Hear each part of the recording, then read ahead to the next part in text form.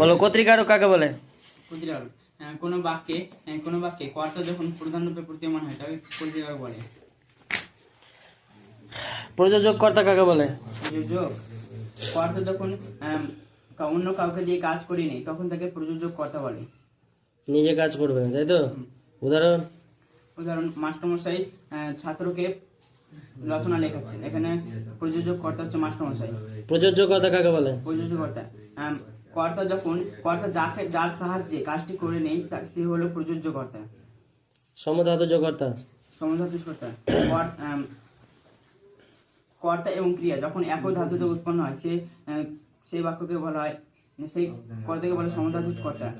যেমন মেলা মানুষকে মিলে দেয়, মেলা মিলে মেল ধাতু থেকে সৃষ্টি হয়েছে। ঠিক। নিরপেক্ষ কর্তা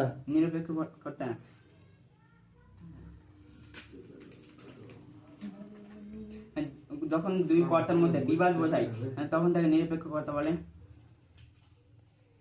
বিবাদ মানে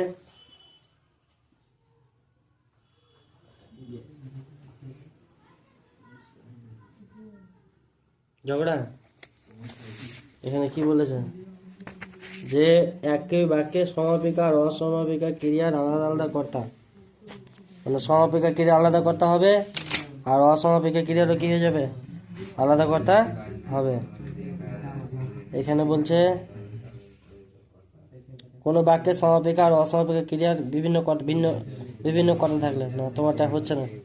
ব্যতিহার কর্তা কাকে বলে? ওটা ভুল বললা, ঠিক আছে, এইটা হবে, এটা বিবাদ বুঝাবে। বলো ব্যতিহার কর্তা। যখন দুই কর্তার মধ্যে বিবাদ বা ঝগড়া বোঝে তখন তাকে ব্যতিহার কর্তা বলে। যেমন রাজে যুদ্ধ হয়। নেক্সট সহযোগী কর্তা। যখন দুই কর্তার মধ্যে সহযোগিতা বোঝায় তখন তাকে সহযোগী কর্তা বলে।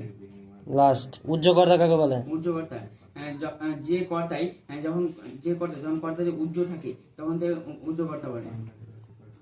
ঠিক আছে, তোমার মুখের ঘায়ের জন্য তুমি বললে নেক্সট পারফরমেন্স আরো ভালো করতে হবে, কারণ সামনে মাধ্যমিক।